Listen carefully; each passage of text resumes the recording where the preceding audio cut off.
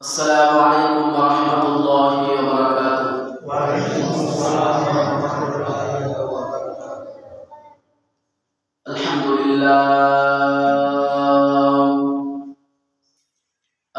لله نحمده ونستعينه ونستغفره ونؤمن به ونتوكل عليه ونعوذ بالله من شرور أنفسنا ومن سيئات أعمالنا من يهده الله فلا مضل له ومن يضلله فلا هادي له ونشهد أن لا إله إلا الله وحده لا شريك له ونشهد أن سيدنا وسندنا وحبيبنا وحبيب ربنا ومولانا محمدا عبده ورسوله. أما بعد فقد قال الله تبارك وتعالى في كلامه المجيد وفي فرقانه الحميد. أعوذ بالله من الشيطان الرجيم. بسم الله الرحمن الرحيم. شهر رمضان الذي أنزل فيه القرآن هدى للناس وبينات من الهدى والفرقان. وقال رسول الله صلى الله عليه وسلم: إن الله تعالى يرفع بهذا الكتاب أقواما ويضع به آخرين. وقال رسول الله صلى الله عليه وسلم: القرآن أحب إلى الله من السماوات والأرض ومن فيهن، أو كما قال عليه الصلاة والسلام. মুহতারাম মুআজ্জাজ সম্মানিত মুসল্লিয়ান ইকরাম, মহান আল্লাহ তাবারক ওয়া তাআলার দরবারে শুকরিয়া আদায় করি যে মহান আল্লাহ তাবারক ওয়া তাআলা আমাদেরকে আজকে পবিত্র জুমার দিন জুমার নামাজ আদায়ের উদ্দেশ্যে আল্লাহ তাআলার প্রিয় ঘর মসজিদে আসার বসার এবং পবিত্র কোরআন ও হাদিসের আলোকে কিছু কথা বলার এবং শোনার তৌফিক দান করেছেন। এজন্য অন্তরে অন্তঃস্থল থেকে শুকরিয়া আদায় করি আলহামদুলিল্লাহ। মুহতারাম হাজিরিন, অতি সন্নিকটেই আমাদের সেই কাঙ্ক্ষিত এক মাস, রহমতের মাস, বরকতের মাস, নাজাতের মাস, মাগফিরাতের মাস, কোরআন নাজিলের মাস, রমজান মাস। আর এক মাস পরেই আমাদের সামনে আগমন করতে যাচ্ছে সে আমাদের সেই বরকতপূর্ণ মাস, যেই মাস হচ্ছে সওয়াব অর্জনের মাস, গুনাহ মাফের মাস, জাহান্নাম থেকে মুক্তির মাস, জান্নাত কামায়ের মাস, সেই বরকতপূর্ণ মাস। এজন্য আল্লাহর হাবিব সাল্লাল্লাহু আলাইহি ওয়াসাল্লাম সেই মাস রমজান মাস আসার 2 মাস আগ থেকে আল্লাহর হাবিব সাল্লাল্লাহু আলাইহি ওয়াসাল্লাম একটা দোয়া করতেন: আল্লাহুম্মা বারিক লানা ফি রজব ওয়া শাবান ওয়া বাল্লিগনা রমাদান। আল্লাহুম্মা বারিক লানা ফি রজব ওয়া শাবান ওয়া বাল্লিগনা রমাদান।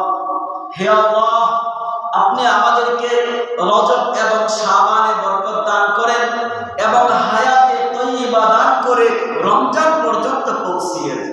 সুবহানাল্লাহ। আল্লাহ হাবিব সাল্লাল্লাহু আলাইহি ওয়াসাল্লাম দোয়া করতেন। আমরা যেরকম ইংরেজি 12টি মাস গণনা করি, বাংলাতে 12টি মাস গণনা করি, আরবিতেও ঠিক 12টি মাস রয়েছে। সেই 12টি মাসের মধ্যে সবচেয়ে বরকতপূর্ণ এবং মর্যাদার মাস হচ্ছে এই রমজান মাস। এই রমজান মাস কেন এত বরকত হয়েছে, কেন এত বরকতপূর্ণ হয়েছে? কারণ এই মাসে কোরআন নাজিল হয়েছে এই কোরআন নাযিলের কারণে এই মাসটা বরকতপূর্ণ হয়েছে, মর্যাদাবান হয়েছে। এই কোরআন এমন বরকতপূর্ণ জিনিস, এমন মর্যাদাবান জিনিস, এই কোরআনকে বলা হবে জাদুর পাথরের মতো, যেটা যেখানেই লাগে সেখানেই বরকত লাভ করে, যেখানেই স্পর্শ করে সেটাই বরকত লাভ করে। মুহতারাম হাজিরিন, যদি অনেকগুলো বিষয়ের সাথে কোরআন এর সম্পৃক্ত হওয়ার কারণে অনেকগুলো বিষয় অন্য সমস্ত বিষয় থেকে শ্রেষ্ঠত্ব এবং মর্যাদা লাভ করেছিল, যেমন সমস্ত ফেরেশতাদের মধ্যে থেকে সবচেয়ে বরকতপূর্ণ, সবচেয়ে মর্যাদার এবং শ্রেষ্ঠত্বপূর্ণ ফেরেশতার নাম জিবরাইল আলাইহিস সালাতু ওয়াস সালাম। কারণ এই জিবরাইল আলাইহিস সালাতু ওয়াস সালামের মাধ্যমে কোরআন এই পৃথিবীতে আগমন করেছে। সমস্ত নবীদের মধ্যে সর্বশ্রেষ্ঠ নবী মুহাম্মদ সাল্লাল্লাহু আলাইহি ওয়াসাল্লাম, কারণ তার উপরে কোরআনকে অবতীর্ণ করা হয়েছে। পৃথিবীর মধ্যে সবচেয়ে মর্যাদাবান যে রাষ্ট্র আরব ভূমি মক্কা মদিনা, পৃথিবীর মধ্যে সবচেয়ে মর্যাদাবান এবং শ্রেষ্ঠত্বপূর্ণ রাষ্ট্র হচ্ছে আরব ভূমি মক্কা মদিনা, কারণ এই মক্কা মদিনা পূর্ণ ভূমিতে কোরআন নাযিল করা হয়েছে, এই কোরআন অবতীর্ণ হয়েছে। পাহাড়গুলোর মধ্যে সবচেয়ে মর্যাদাবান পাহাড় হচ্ছে সেই জাবালে নূর, যেখানে কোরআন অবতীর্ণ হয়েছে। সেই জাবালে নূর পাহাড় সবচেয়ে মর্যাদাবান পাহাড়। মুহতারাম হাজিরিন, এই আরবি 12 মাসের মধ্যে সবচেয়ে মর্যাদাবান মাস হচ্ছে এই রমজান মাস, কারণ এই রমজান মাসে কোরআন অবতীর্ণ হয়েছে। আর এই রমজান মাসের মধ্যে সবচেয়ে মর্যাদাবান রাত্র হচ্ছে ওই রাত্র যেটা হচ্ছে শবে কদরের রজনী, কারণ ওই দিন কোরআন নাযিল করা হয়েছে। আল্লাহ পাক লৌহে মাহফুজ থেকে একসাথে সমস্ত কোরআন এই শবে কদরে আল্লাহ তাআলা প্রথম আসমান অবতীর্ণ করেন। সম্পূর্ণ কোরআন একসাথে লৌহে মাহফুজ থেকে প্রথম আসমানে অবতীর্ণ করেন, এবং এই প্রথম আসমান থেকে রাসূল সাল্লাল্লাহু আলাইহি ওয়াসাল্লামের 40 বছরের নবুয়ত থেকে মৃত্যু পর্যন্ত এই 23 বছরে অল্প অল্প করে যতটুকু প্রয়োজন ছিল তখন ততটুকু অবতীর্ণ করে করে আল্লাহ তাআলা দুনিয়াতে 23 বছরে কোরআনকে নাযিল করেছিলেন। মুহতারাম হাজিরিন, তাহলে এই কোরআন যে সমস্ত মানুষের সিনার মধ্যে কোরআন থাকবে সেই মানুষটাও মর্যাদাবান এবং শ্রেষ্ঠত্বের অধিকারী। গত এক জুমার মধ্যে কোরআন সম্পর্কে আংশিক আলোচনা করেছিলাম। মুহতারাম হাজিরিন, সেই কোরআন এই যে রমজানে নাযিল হয়েছে, আল্লাহ পাক পবিত্র কোরআনে বলেন শাহরু রমাদানাল্লাযী উনজিলা ফীহিল কোরআন, শাহরু রমাদানাল্লাযী উনজিলা ফীহিল কোরআন। এই রমজান মাস এমন মাস যেই মাসে কোরআনকে অবতীর্ণ করা হয়েছে।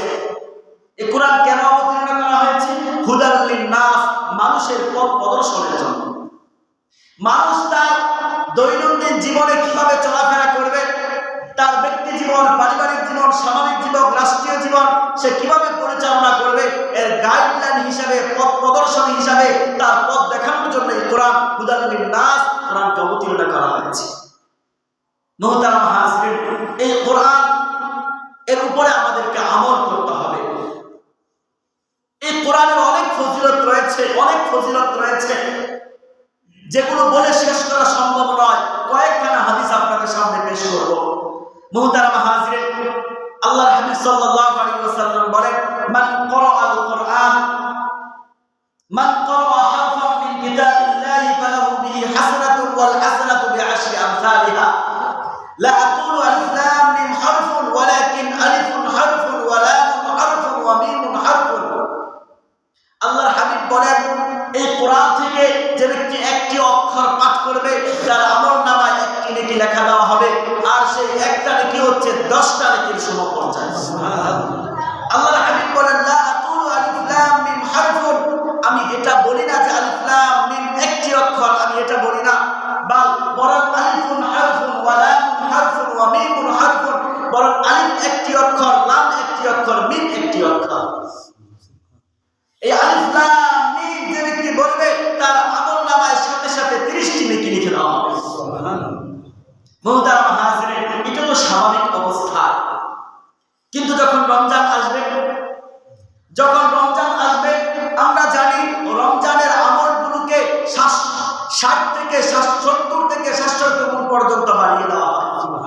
কারণ রমজানে একটি নফল ইবাদত করলে একটি ফরজের সমান সওয়াব, আর একটি ফরজ আদায় করলে 70টা ফরজের সওয়াব।